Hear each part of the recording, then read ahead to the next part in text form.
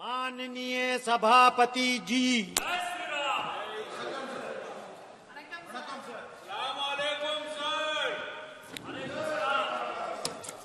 जिन माननीय सदस्यों को आज नियम 377 के अधीन मामले को उठाने की अनुमति प्रदान की गई है, वो अपना मामलों के अनुमोदित पाठ को तुरंत व्यक्तिगत रूप से सभा पटल पर रख दे।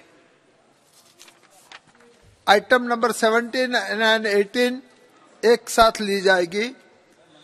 अनुदानों की पूरक मांगे, अतिरिक्त अनुदानों की पूरक मांगे।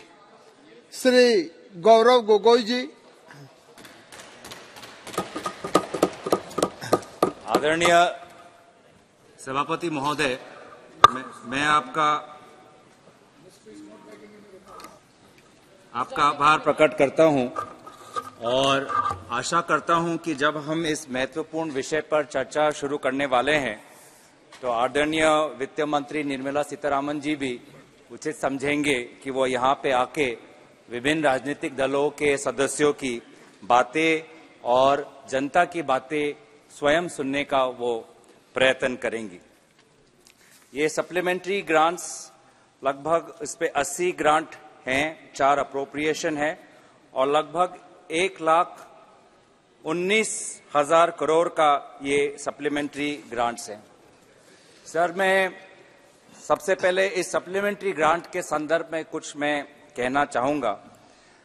सर, अगर कुछ ही दिन पहले Q2 GDP के डाटा जनता के सामने प्रकाशित हुई और उसमें कुछ, अगर आप उसके गहराई में जाएंगे तो कुछ चिंताजनक विषय आपको मिलेंगे। विशेष रूप से कृषि क्षेत्र में इस बार हमारा Q2 GDP इतना अच्छा नहीं हुआ है। GDP जो हमारा, अगर आप उसमें एग्रीकल्चर के सबसेक्शन में जाएंगे तो उसमें कटौती हुई है, ग्रोथ के बजाय उसमें आज रिग्रेशन हुआ है और इसके कारण जो वर्तमान की जो बारिश, मॉनसून, एल नीनो इफेक्ट है, उसका प्रभाव हमको दिख रहा है। तो ऐसे संदर्भ में मैं आशा करता था कि जो ही सरकार ने इस सत्र के पूर्व MG मनरेगा के लिए शायद उन्होंने अतिरिक्त वित्तीय राशि मांगा होगा, लेकिन जितना उन्होंने राशि अभी तक MG मनरेगा के लिए रखा है वो संतोषजनक नहीं है और मैं अपेक्षा करूंगा कि इस सप्लीमेंट्री ग्रांट में वो MG मनरेगा के लिए अतिरिक्त रकम वो लाएंगे, क्योंकि आज भी MG मनरेगा का बहुत डिमांड आज हमारे देश में दिख रहा है और वो आपके डेटा में भी है कि डिमांड जो MG मनरेगा का है पिछले वर्ष की तुलना में डिमांड बढ़ा है, घटा नहीं है।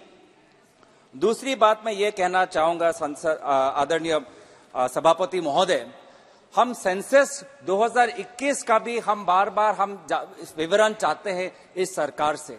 आज से लगभग 1-1.5 वर्ष पहले मुझे याद है कि आदरणीय वित्तीय मंत्री निर्मला सीतारामन जी ने अपने वित्तीय भाषण में, बजट स्पीच के भाषण में सेंसस के लिए उन्होंने कुछ राशि उन्होंने एलोकेट किया था, लेकिन उसके पश्चात, जो कि अब कोविड भी खत्म हो गया है, लगभग 2 साल हो गए, लेकिन सेंसस 2021 जो होना है उस पे अभी तक हम सरकार की तरफ से कोई हम ठोस कदम नहीं देख पा रहे। बजट पे भी कोई विवरण नहीं देख पा रहा इस साल में, ना सप्लीमेंट्री ग्रांट्स में।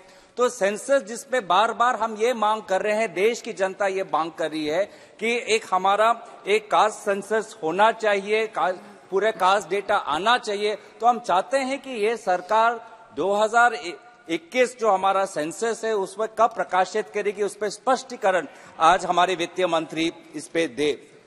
तीसरी बात ये यहाँ पे हम देखना चाहते थे कि सर, बहुत दुख की बात है कि ये देश है जिसपे हमारे आदरणीय पूर्व प्रधानमंत्री लाल बहादुर शास्त्री जी ने कहा था, जय जवान जय किसान। किसान की बात तो मैंने कर दी है कि किसान आज क्लाइमेट चेंज और विभिन्न परिस्थितियों से लड़ रहा है और उसकी अवस्था अच्छी नहीं है, लेकिन जवान के साथ भी आज ये सरकार अन्याय कर रही है।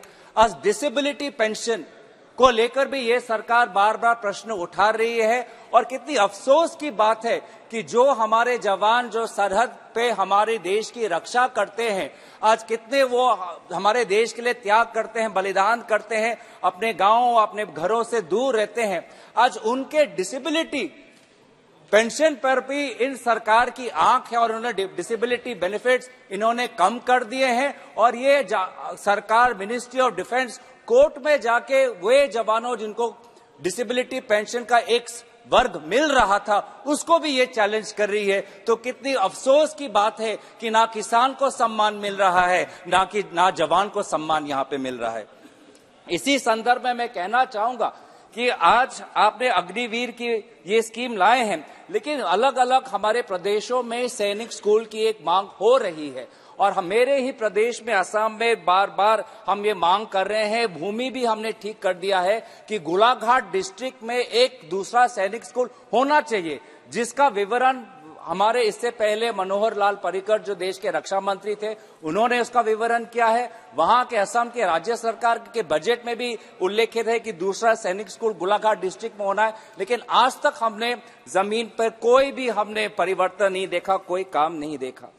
साथ साथ सर अभी मैं ये भी चाहता हूं कि डिजास्टर रिलीफ, कुछ ही दिन पहले केंद्र सरकार ने तमिलनाडु के लिए उन्होंने कुछ बजट उन्होंने रिलीज किया, लेकिन तमिलनाडु में जहां तक हमारी जानकारी है वो जो उनका ड्यू है to the state of Tamil Nadu under the state disaster response fund, only their due has been released, but the additional damage caused by the floods in Chennai, that has to be now the burden falls on the state government and the center is not doing enough. I urge the center, they talk about cooperative federalism, but there is no additional aid that is offered to states at the time of natural disasters, whether it's the floods in Chennai, whether it's the cyclone in Andhra, whether it's the landslide that we saw in Himachal Pradesh, or whether it's the landslide we saw in Sikkim. In Sikkim, the amount of fund that was released was minuscule, was pitiable. आप लोग east act east north east की बात करते हैं, लेकिन जब सिक्किम में बड़ा नेचुरल डिजास्टर, एक डेवस्टेशन हुआ, लोगों की जान चली गई, the amount of fund that was released was minuscule. I urge this central government in the spirit of cooperative federalism कि जब किसी राज्य में आपदा आती है तो तुरंत जो ड्यू है वो तो रिलीज करे, लेकिन अतिरिक्त जो रीएम्बर्स करना चाहिए स्टेट को वो भी ये करे. इस बात को मैं आपके सामने मैं रखना चाहता हूं. ये भी मैं बात रखना चाहता हूं कि इस सप्लीमेंट्री ग्रांट्स में मैं नेशनल हाईवे का भी मैं उल्लेख करना चाहूंगा. असम में नेशनल हाईवे आईडीसीएल का एक कॉर्पोरेशन बनाया गया है, लेकिन किसी प्रकार से काम आज जमीन पर उनका अच्छा नहीं है, संतोषजनक है और संतोषजनक नहीं है और बहुत प्रश्न उठ रहे हैं. आज नुमलीगढ़ से डिब्रूगढ़ को 4 लेन हाईवे है, टियोक शिवसागर पार्ट में कुछ काम ही नहीं हुआ है. वहां पे जो एक्सपेंशन का फेज 1 काम हो गया है, लेकिन वो फेज 1 काम फेज 1 पे ही रह गया है, फेज 2 फेज 3 अभी तक हुआ नहीं है. तो बहुत अफसोस की बात है, जो अपर असम जहां पे टूरिस्ट पर्यटक आते हैं, आज वहां पे किसी प्रकार का काम वहां पे हुआ नहीं है.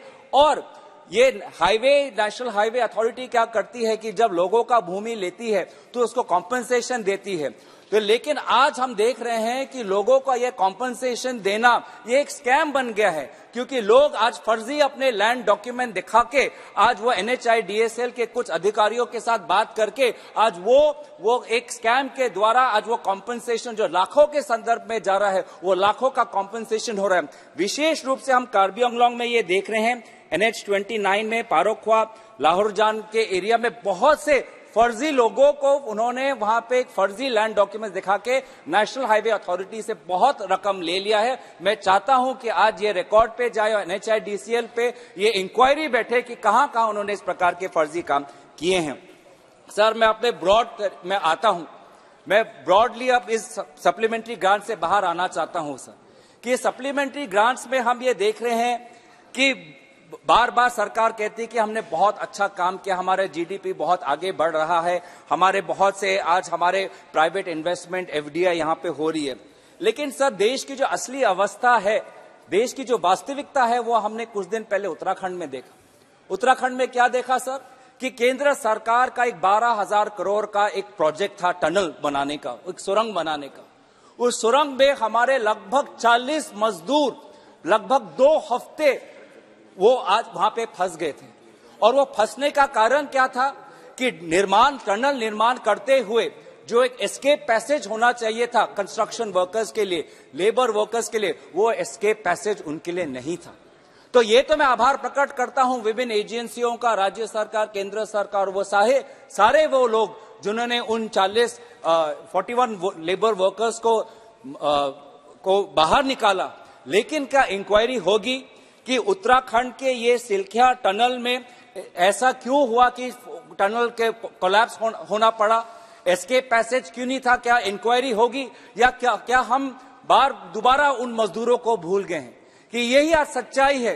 हम करोड़ों का प्रोजेक्ट बना के सरकार हाईवे तो बनाती है, लेकिन जो इंक्वायरी होनी चाहिए, जो हमको रक्षा देना चाहिए हमारे मजदूरों को, वो रक्षा हम नहीं दे पा रहे।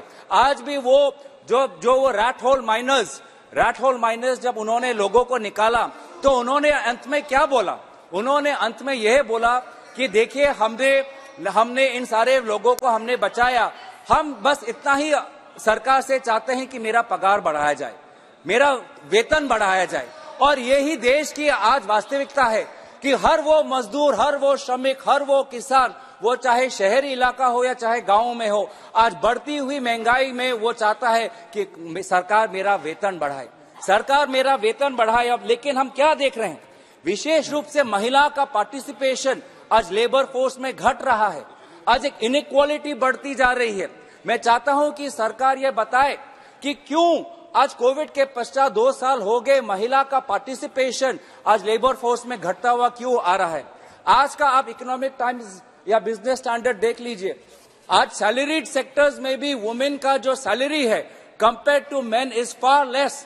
There is a huge gender gap that is happening and that should worry us, because we want our Indian women to be empowered financially, socially and politically. And it pains and disturbs us that irrespective of whether a woman is working on a field or on a mine or in a company, that she is discriminated against and she is not getting fair wages, she is not getting equal wages. And therefore we see a greater income inequality that is taking place. Women are facing the greatest brunt of income inequality. And this is a very disturbing fact for India. Even the United Nations Developing Program, UNDP, have said that in India, the top 10% hold 57% of the national income. The top 10% hold 15% of the national wealth. तो जबकि 10% आबादी के पास ही 50% national income है, लगभग 15% national wealth है। तो यही हम देख रहे हैं कि हमारी इकोनॉमी बढ़ तो रही है, लेकिन जो फल है, जो वास्तविक में अच्छे दिन आ रहे हैं, वो अच्छे दिन सिर्फ देश के कुछ 10% लोगों के लिए आ रहे हैं। ज्यादातर लोगों के लिए आज भी वो सरकार के जो अनाज दे रहे हैं, वो सरकार के फ्री अनाज पर निर्भर है। हम बात करते हैं कि हम 5th लार्जेस्ट इकोनॉमी है, 3rd लार्जेस्ट इकोनॉमी है, लेकिन आज भी हमको 80 करोड़ आबादी को हमको फ्री राशन देना पड़ता है, नहीं तो वो भूख मरी कि वहां पे आज वो समस्या वो झेलेंगे। तो ये देश की सच्चाई है, इससे हमें भागना नहीं चाहिए और साथ ही साथ इस देश की सच्चाई को हमको कबूल करना चाहिए, ना कि बार बार राजनीति में हम बार ये सरकार अपना सीना ठोकती है कि कहते हमने फ्री अनाज दिया, लेकिन फ्री अनाज किस एक्ट के जरिए? वो फ्री अनाज जो दे रही है नेशनल फूड सिक्योरिटी एक्ट, जो यूपीए के दौरान वो पारित हो गया है, उस एक्ट के द्वारा आज फ्री राशन दिया जा रहा है। ये सरकार बार बार जैम ट्रिनिटी की बात करती है, ये सरकार बार बार यूपीआई की बात करती है। यूपीआई और जैम ट्रिनिटी के जो 2 मूल पहलू हैं, आधार, वो भी यूपीए के दौरान वो पूरा ढांचा वो बनाया गया। मोबाइल, लोगों के हाथ में मोबाइल, वो भी यूपीए के समय के दौरान लोगों के हाथों में mobile phone, smartphone, cheap data वो हो गया है। तो इसीलिए मैं चाहता हूं कि ये सरकार कबूल करे कि ये जो प्रगति है उसमें सारे सरकारों की भूमिका है। ये सरकार अपने जो देश का जो इतिहास है, उस देश के इतिहास को दोबारा लिखने की कोशिश ना करे, या अब देश के इतिहास को सिर्फ अपने राजनीतिक ढंग से, ढांचे से सोचने का ये कोशिश ना करे। सर, बहुत से प्रश्न इस जीडीपी में हम चाहते हैं कि अब हमारी सरकार यहाँ पे बोले कि ये यहाँ पे आज भी हमारा जो लेबर इंटेंसिव सेक्टर्स है, वो चाहे एग्रीकल्चर हो या चाहे ट्रेड, होटल्स एंड कम्युनिकेशन हो, इतनी अच्छी तरीके से परफॉर्मेंस नहीं हुए। और ये हमारे लेबर इंटेंसिव यहाँ पे इंडस्ट्रीज हैं। आज लेबर इंटेंसिव जो इंडस्ट्रीज हैं, उनकी वास्तविक स्थिति इतनी अच्छी नहीं है। मैं चाहता हूं कि सरकार बताए कि एग्रीकल्चर और trade, hotels, communication, apparel, leather, textile ऐसे क्षेत्रों में जहां पे ज्यादातर लोग काम करते हैं उसको बढ़ोतरी देने के लिए, ताकि लोगों को रोजगार मिले, क्या करेंगे? लोगों के वेतन बढ़े, उसके लिए क्या करेंगे? चलो मान भी लिया इस सरकार की बात, मान भी लिया कि देश आज बहुत तरक्की कर रहा है, मान भी लिया कि आज देश का जीडीपी बहुत ऊंचाई तक पहुंच गया है, मान भी लिया कि आज हमारा देश 5% जो 5वें नंबर के स्थान पे है और कुछ सालों के बाद 30वें नंबर स्थान पे है, कि देश की आर्थिक व्यवस्था अगर हम सरकार के मंत्रियों की बात सुने तो बहुत अच्छी है। तो मेरा प्रश्न यही है इस सरकार से कि अगर देश की आर्थिक अवस्था इतनी अच्छी है तो आज हमारे पेट्रोल पंप में पेट्रोल और डीजल के प्राइस घटे क्यों नहीं है? आज पूरे दुनिया में ऑयल प्राइसेस घट चुके हैं। आज हमारे पेट्रोलियम मंत्री बोलते हैं कि हम लगभग 40 देशों से तेल ले रहे हैं। हमारे विदेश मंत्री बोलते हैं कि हमारी सरकार रशिया से चीप ऑयल ले रही है। तो जब हम ये चीप ऑयल ले रहे हैं, जब हमारे पास डाइवर्सिफाइड ऑयल सप्लायर्स है, तो ये पूरा का पूरा बेनिफिट हम कंज्यूमर को क्यों नहीं दे पा रहे हैं? क्यों पहले की तरह हम 70 रुपए और 60 रुपए का तेल हम क्यों नहीं कर पा रहे? अगर हमारी आर्थिक अवस्था इतनी ही अच्छी है तो मैं इस सरकार से गारंटी मांगूंगा कि आज के इस सालों में जो शुरुआत में हमने इन्फ्लेशन देखा, दूध के दामों में जो इन्फ्लेशन देखा, टमाटर के दाम में जो इन्फ्लेशन देखा, इस साल में नहीं होगा। आज भी ये सरकार कह रही है कि इन्फ्लेशन हो सकता है। तो ये किस प्रकार का काम कर रही है ये सरकार? ये सरकार आज ग्राहकों के लिए आज काम नहीं कर पा रही। ये सरकार बहुत दुख से मैं कहता हूं कि बहुत चंद कंपनियों के लिए काम कर रही है। और यही deputy governor, former deputy governor Viral Acharya ने अपने पेपर में उल्लेखित किया है कि देश की जो आर्थिक अवस्था है ठीक नहीं हो रही है। सारा एक कार्टेलाइजेशन, एक मोनोपोली बन रही है। अगर आप बड़े बड़े इंडस्ट्री सेक्टर्स में देखेंगे तो हर सेक्टर में वो 3-4 बिजनेस डोमिनेट कर रहे हैं। वो चाहे एविएशन हो, चाहे टेलीकॉम हो, चाहे कंस्ट्रक्शन हो, चाहे माइनिंग हो, चाहे मेटल्स हो। तो कितनी अफसोस की बात है कि पूरा जो हमारा इकोनॉमिक ढांचा है वो ये कुछ कंपनीज जो डोमिनेट कर रही हैं, कार्टेलाइजेशन हो रहा है, मोनोपोली हो रही है, उनके आधार पर चल रही है, जिसके कारण हमारी देश की जो आर्थिक जो हमारी रेगुलेटर्स है वो ढंग से काम नहीं कर पा रही। एक मैं वित्त मंत्री से जानना चाहूंगा कि डिपार्टमेंट ऑफ रेवेन्यू इंटेलिजेंस ने कुछ कंपनियों को नोटिस भेजा था कि आप इंडोनेशिया से कोयला बहुत कम दाम में लाते हो और भारत में आके उस दाम को आप बढ़ा देते हो, ये क्यों हो रहा है? इसके लिए कागज मांगे थे, लेकिन आज तक वो विभिन्न कंपनियों ने अपने कागज DRI, department of revenue intelligence को नहीं दिया। तो ये हम जानना चाहते हैं, क्या ये सरकार बड़े बड़े कंपनियों की तहकीकात करने से डरती है? क्या ये बड़े बड़े कंपनियों की इन्वेस्टिगेशन करने से डरती है? क्यों ये अपने जो भी रिपोर्ट्स आते हैं, सुप्रीम कोर्ट को कहना पड़ा सेबी को कि आप एक विशेष कंपनी का इन्वेस्टिगेशन करें? क्यों इस अवस्था तक हम पहुंचे कि सुप्रीम कोर्ट को निर्देश देना पड़ा? तो ये मैं बहुत अफसोस की बात है। धन्यवाद सर, बस 2-3 मिनट और। तो बहुत अफसोस की बात है कि जहां पे हमें ग्राहकों को सुरक्षित करना है, किसानों को सुरक्षित करना है, श्रमिकों को सुरक्षित करना है, ये सरकार विशेष कंपनियों को सुरक्षित कर रही है। और विशेष 1-2 कंपनी जिसका नाम पूरा सब जानते हैं, मैं वो नाम नहीं लेना चाहता क्योंकि बवाल बच जाएगा, क्योंकि सरकार आज देश की नहीं है, वो उस कंपनी की चल रही है। तो सर, मैं यही आपसे मैं गुजारिश करूंगा कि हमारी सरकार को देश के हमारे श्रमिकों ने चुना, मजदूरों ने चुना, ट्रक ड्राइवरों ने चुना, घर में काम करने वाले लोगों ने चुना, मैकेनिकों ने चुना, क्राफ्ट्समैन ने चुना, दुकानदार ने चुना, उनके लिए हमें आज सोचना चाहिए। आज हमारे गिग वर्कर्स, हम गिग इकोनॉमी की बात तो करते हैं, लेकिन गिग वर्कर्स के लिए हमने कौन सी सुरक्षा लाई है? हमारे कोविड के समय हमारी आशा वर्कर्स, आंगनवाड़ी वर्कर्स ने भरपूर काम किया। आप डॉक्टर हैं, आप खुद जानते हैं कि आशा कर्मी हमारे देश में स्वास्थ्य का जागरण करने के लिए, जन जागरण करने के लिए कितनी अहम भूमिका होती है। लेकिन आशा कर्मी, आंगनवाड़ी कर्मी आज हर प्रदेश में हड़ताल कर रहे हैं क्योंकि हमें मदद चाहिए, अब उनको मदद नहीं कर पा रहे।